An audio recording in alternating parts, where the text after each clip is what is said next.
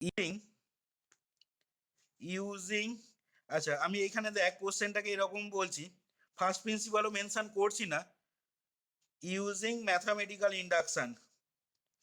Actually এরকমই পরীক্ষায় থাকবে আর কি কোশ্চেন, তোকে কিন্তু মানে অত পার্টিকুলারলি স্পেসিফাই করে দেবে না, বলবে না যে ইউজিং ফার্স্ট প্রিন্সিপাল বা কি using second principal of mathematical induction, অত পার্টিকুলারলি কিন্তু স্পেসিফাই করবে না কোশ্চেনেতে, তোকে জাস্ট বলে দেবে ইউজিং ম্যাথামেটিক্যাল ইন্ডাকশন, এরকমই কিন্তু কোশ্চেনের ভাষা থাকবে। ইউজিং ম্যাথামেটিক্যাল ইন্ডাকশন কমা দিয়ে বলছি show that 3 to the power 2n minus 8n minus 1 is divisible by 64। এটা হচ্ছে প্রথম problem, using mathematical induction show that এই এক্সপ্রেশনটা 64 দ্বারা বিভাজ্য হবে, এটা দেখাতে হবে। 2 নাম্বার প্রবলেম ঠিক একই রকম, এই ধরনের প্রবলেমই বলছি। সেই প্রবলেমটা বলছে এরকম যে ইউজিং দ্য ম্যাথামেটিক্যাল ইন্ডাকশন এখানে বলছে প্রবলেমটা prove that 5 to the power n minus 1 5 to the power n minus 1 এই জিনিসটা ইজ ডিভিজিবল বাই 4, কার জন্য না for all n belongs to natural number. তোরা যেটা বাড়িতে করবি, এইখানে দেখ এক্সারসাইজে বেশ কিছু এই ধরনের প্রবলেম আছে মাপার বইয়েতে, এইগুলো কিন্তু বাড়িতে সব করে ফেলবি, হোমওয়ার্ক থাকছে, দেখে নে একটু। দেখ এই যে এইখানেতে 3A এক্সারসাইজটা বার করবি, একটু বই নিয়ে যদি বসিস 3A এক্সারসাইজে এখানে একটু দাগ দিয়ে নিবি। আচ্ছা এইখানে 6এরটা করবি, 7এরটা করবি, 6 আর 7 কিন্তু আমাদের second principal of mathematical induction দিয়ে হবে, ঠিক আছে? যেটা আমি একটা অঙ্ক করিয়ে দেবো, 6 বা 7-এর মতো একটা অঙ্ক করিয়ে দেবো আজকে এখনই। তোরা এখানে যেটা করবি বাড়িতে 1-এরটা করবি, 1-এর 1, 1-এর 2, 1-এর 3, 1-এর 4, এই কটা দেখ অঙ্ক করে ফেলবি বাড়িতে। আচ্ছা দেখ এখানে 1-এর 4 আর এখানে 6, 7, এই দুটো অঙ্ক কিন্তু শেষ দুটো অঙ্ক সেকেন্ড প্রিন্সিপাল অফ ইন্ডাকশন দিয়ে হবে। আচ্ছা এইখানে দেখ এই দুটো প্রবলেম আমি প্রথমে আসছি, দেখ অ্যান্সারে দে তাহলে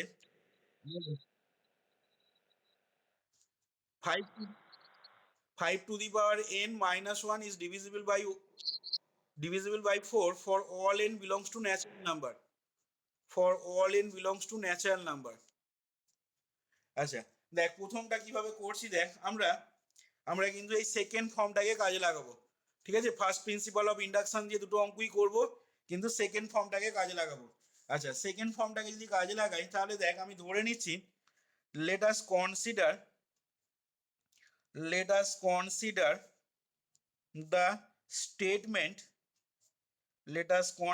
the statement p of n, colon দিয়ে লিখছি p of n স্টেটমেন্টটাকে, ম্যাথামেটিক্যাল স্টেটমেন্টটাকে কি রকম ধরছি না p of n স্টেটমেন্টটাকে ধরছি দেখ 3 to the power 2n minus 8n minus 1 এই জিনিসটা ইজ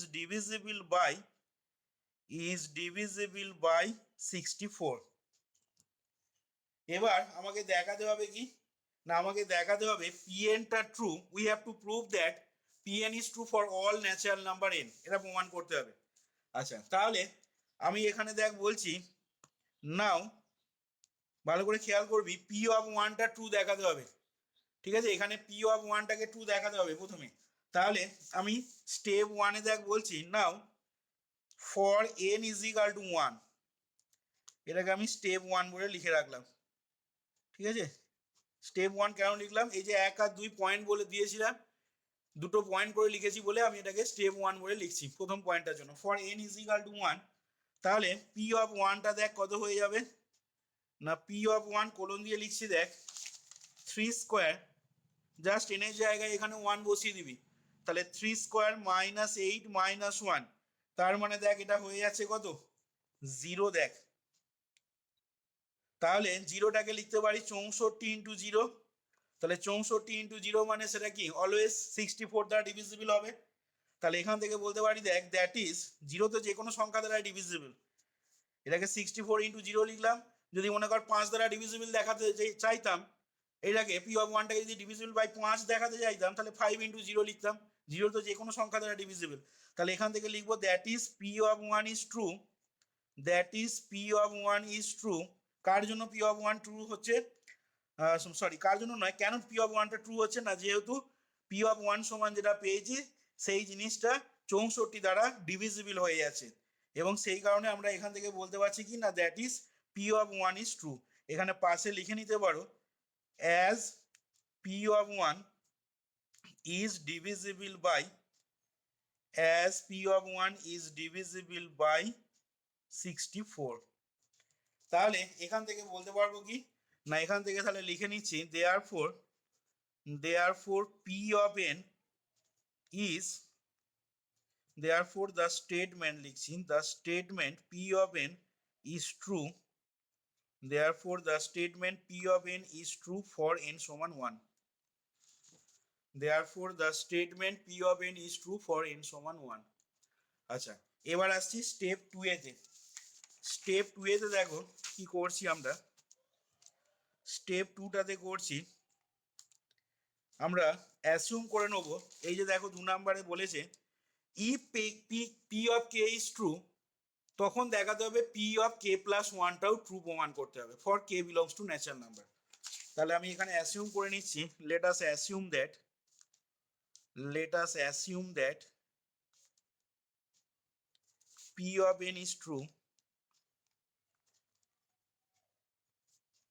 ফর এন সমান কে, যেখানে কেটা বিলং করছে কোথায়, ন্যাচারাল নাম্বারতে। Let us assume that P of n is true for n সমান k, যেখানে k belongs to natural number, such that কি হবে না, such that P of k, এই জিনিসটা তখন তাহলে বলতে পারবো দেখো 3 to the power 2k minus 8k minus 1 is divisible by 64। P of k টা ট্রু ধরেছি, ঠিক আছে, P of n টা ট্রু ধরেছি ফর n সমান k, তার মানে কি, তার মানে P of k টা তাহলে সেক্ষেত্রে কি হবে, P of k টা ডিভিজিবল বাই 64 হবে, যেহেতু আমরা পি অফ এনটা ট্রু বলছি ফর এন সমান কে এর জন্য। আচ্ছা, তাহলে এখান থেকে দেখো লিখতে পারবো দ্যাট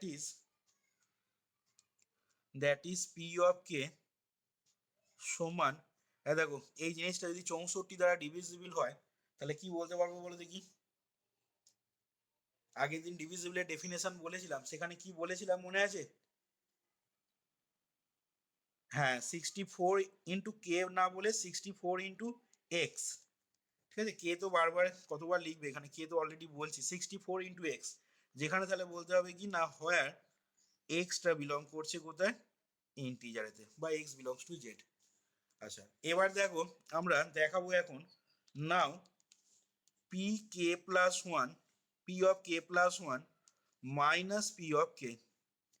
আচ্ছা, তাহলে ভালো করে খেয়াল করবে এবার, তাহলে এখান থেকে কি লিখতে পারবো দেখো না 3 to the power 2 into k plus one, ঠিক আছে, minus 8 into k plus one. P of k যদি এটা হয় তাহলে p of k plus one কি হবে, কেটা কে প্লাস ওয়ান দিয়ে রিপ্লেস হয়ে যাবে, সেটাই করছি দেখো, মাইনাস ওয়ান হলো, এটা হচ্ছে কার মান লিখলাম, পি অফ কে প্লাস ওয়ানের ভ্যালু লিখলাম দেখো। আচ্ছা, মাইনাস এবার পি অফ কে এর ভ্যালু লিখছি, তাহলে পি অফ কে এর ভ্যালু হবে দেখো 3 to the power 2k minus 8k minus 1। আচ্ছা, এবার এই জিনিসটাকে একটু সিম্পলিফাই করে নেওয়া যাক, সিম্পলিফাই করলে দেখো এখান থেকে পাবে, আচ্ছা এটাকে লিখতে পারবো দেখো আমরা 3 to the power 2k plus 2, তাহলে এটাকে লিখছি 3 to the power 2k into 3 square, লেখা যাবে, সূচকের ইয়ে থেকে ভেঙে নিচ্ছি এটাকে। আচ্ছা, পরেরটা হবে দেখো মাইনাস 8k মাইনাস 8 মাইনাস 1 মানে মাইনাস 9। আচ্ছা, আর কি হবে, minus 3 to the power 2k minus 8k minus 1। আচ্ছা, এবার দেখো একটু যোগ বিয়োগ খেলা হবে এখান থেকে, কি কি যোগ বিয়োগ হবে দেখো দেখি। আচ্ছা, 8k হবে এটা। আচ্ছা, এইখান থেকে দেখো এটার সাথে এটা ক্যান্সেল হবে, আর দেখো এখান থেকে এটাকে লিখে নিচ্ছি 9 into 3 to the power 2k minus 3 to the power 2k হলো। আচ্ছা, আর কি হবে, এটাও প্লাস হবে, ঠিক আছে, এই শেষটাও প্লাস হবে। আচ্ছা, আর এইটা হয়ে যাচ্ছে দেখো -9 +1 মানে হচ্ছে তোমার -8।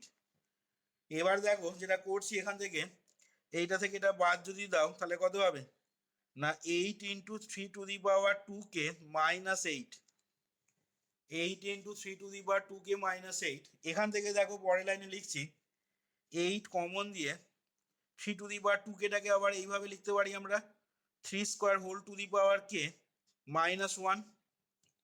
এখান থেকে আবার পরের লাইনে লিখছি দেখো 8 × 3² মানে হচ্ছে 9^(-1) হবে। এখান থেকে আবার পরের লাইনে লিখছি দেখো 64 × 9^(-1) তলায় লিখবো 8। তাহলে কাটাকুটি হয়ে গিয়ে দেখো আগের লাইনটাই আসছে। এখান থেকে আবার পরের লাইনে লিখছি 64 এরকম এত কায়দা কানুন করে লেখার কারণ আছে 9^(k-1) আটটাকে লিখে নিচ্ছি 9-1। এবার 64টাকে যদি বাদ দাও তাহলে বলো দেখি এই জিনিসটা সমান কি লিখতে পারবো। এটা কমপ্লেক্স নাম্বারে একটা অঙ্ক করার সময় বলা হয়েছিল 9^(k-1) 9 - 1 এটা সমান কত হবে বলো। এটার ভ্যালু কত লিখতে পারবো, 9^(k-1) plus 9^(k-2) plus 9^(k-3) plus dot dot দিয়ে তারপরে কি লিখবো, +1। 1 এর আগের টার্মটা কত হবে,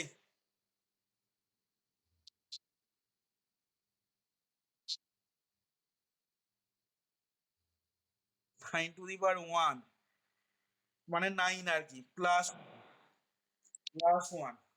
আচ্ছা তাহলে এরকম হবে দেখো, এটাকে ফর্মুলায় ভাঙলে এরকম আসবে। এটা আগেও আলোচনা করেছি বা আগেও বলা হয়েছে এই জিনিস।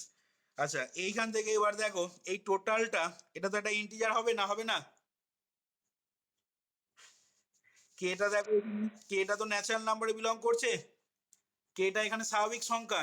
তাহলে কেটা যদি একটা স্বাভাবিক সংখ্যা হয়, ন্যাচারাল নাম্বার যদি হয়, তাহলে অবভিয়াসলি এখানে তুমি কে এর মান যাই বসাও না কেন, তাহলে তাহলে সেক্ষেত্রে দেখো এই জিনিসটা একটা ইন্টিজার পাবে। আচ্ছা এই জিনিসটা কি আমি মনে করো ধরে নিচ্ছি 64 × y, যেখানে কি বলবো না, যেখানে বলবো হোয়ার y ইজ ইকাল টু, তোমাদের বইয়েতে একটু অন্যরকম ভাবে করে দেওয়া আছে এই অংশটা, ঠিক আছে, 9^(k-1) plus 9^(k-2) plus dot dot দিয়ে 1, এটা বিলং করছে জেডেতে। আচ্ছা তাহলে আমরা কি পেয়ে গেলাম দেখো না, দেয়ারফোর এখান থেকে পেয়ে যাচ্ছি pk+1 minus pk, p(k+1 minus pk) এই জিনিসটা ইজ ইকাল টু 64y, যেখানে ওয়াইটা একটা ইন্টিজার।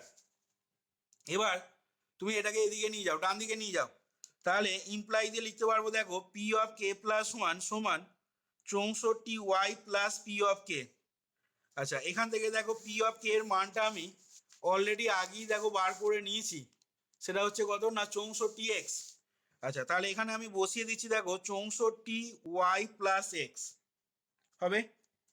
আচ্ছা এবার এই জিনিসটাকে পরের লাইনে বলে নিচ্ছি 64 × t সে পাশে তাহলে কি লিখবো না, পাশে বলবো তাহলে হয় t is equal two y plus x, যেটা কি করছে না, যেটা দেখো জেডে বিলং করছে। আচ্ছা তাহলে এখান থেকে আমরা কি পেয়ে যাচ্ছি বলো দেখি অ্যাকচুয়ালি, না p(k+1) এই জিনিসটা সমান 64 × t, যেখানে টিটা কিন্তু একটা ইন্টিজার। টিটা কেন এখানে ইন্টিজার, জেডে বিলং করছে না, টিটা জেডে বিলং করার কারণ হচ্ছে দেখো ওয়াইটা জেডে বিলং করে, আবার এইখানে যে এক্সটা, এই এক্সটারও পরিচয় কি, এক্সটাও দেখো জেডে বিলং করে। তাহলে ওয়াইও যদি ইন্টিজার হয়, এক্সও যদি ইন্টিজার হয়, তাহলে ওয়াই প্লাস এক্সও কি হবে, একটা ইন্টিজার হবে, দুটো ইন্টিজারের যোগফল ইন্টিজার। তাহলে সেই জন্য টিটা এখানে জেডে বিলং করছে। তাহলে p(k+1) সমান পাচ্ছি আমরা 64 ইন্টু সাম ইন্টিজার। তাহলে এখান থেকে কি বলতে পারবো, হ্যাঁ তাহলে এখান থেকে লিখে নিচ্ছি দেখো দ্যাট ইজ, তোমাদের বইয়ে কিন্তু এইভাবে করা নেই, আগেও একবার বললাম একটু অন্যভাবে করা আছে এই জায়গাটা, অন্যভাবে লেখা আছে, that is p(k+1) is divisible by 64, is divisible by 64। তাহলে কি পেয়ে গেলাম বলো দিকে এখান থেকে, না এখান থেকে তাহলে পেয়ে গেলাম দেখো যে দেয়ারফোর প্রমাণ হয়ে গেছে দেখো আমাদের। therefore the statement p of n is true হবে, ঠিক আছে। The statement p of n is true কখন না for N is equal to K plus one, for N is equal to K plus one, যেটা belong করছে কোথায় না natural নাম্বারতে। আচ্ছা কখন এটা হবে না if it is true for n is equal to k belongs to natural number. তাহলে এখান থেকে পেয়ে গেলাম therefore the statement p of এনটা ট্রু হচ্ছে, পি অফ কে প্লাস ওয়ানটা ডিভিজিবল বাই 64 হওয়া মানে কি পি অফ এন স্টেটমেন্টটা এন সমান কে প্লাস ওয়ানের জন্য সত্যি, এটা 64 দ্বারা ডিভিজিবল হওয়া মানে। তাহলে এই স্টেটমেন্টটা পি অফ এনটা ট্রু হচ্ছে ফর এন সমান কে প্লাস ওয়ানের জন্য কখন না যখন if it is true for n সমান কে বিলংস টু ন্যাচারাল নাম্বার। এবার দেখো 2 নাম্বার পয়েন্টটা কি বলেছিল আমাদের এইখানে সেকেন্ড ফর্মে, দেখো বলেছে পি অফ কে প্লাস ওয়ানটা true if p of k is true for k belongs to natural number. তাহলে এটাই দেখালাম, দেখো আমরা পি অফ কে প্লাস ওয়ানটা এখানে তোমার ট্রু হচ্ছে, ঠিক আছে। পি অফ এনটা ট্রু ফর এন সমান কে প্লাস ওয়ান, এটা মানেই তো পি অফ কে প্লাস ওয়ানটা ট্রু। এখানে যে কথাটা লিখেছি the statement p of n is true for n সমান কে প্লাস ওয়ান, তার মানে কি পি অফ কে প্লাস ওয়ানটা ট্রু কখন না যখন it is true for n সমান কে এর জন্য। তাহলে এখান থেকে আমি বলে দিতে পারবো কি না hence by the first principle of mathematical induction, এই কথাটা বলতে হবে hence by the first principle of mathematical induction, first principle of mathematical induction, first principle of mathematical induction কি বলবো না the statement p of n এটা দেখো true হচ্ছে is true কখন না for all natural numbers। এটা কিভাবে বলতে পারছি না এটা বলতে পারছি কিন্তু ওই ফার্স্ট প্রিন্সিপাল অফ ইন্ডাকশন থেকে। তাহলে এটা মানে কি না that is 3 to the power 2n minus 8n minus 1 is divisible by 64 for all n belongs to natural number। দেখো এইখানে তাহলে প্রথম প্রবলেমটা আমার কমপ্লিট হলো। দেখো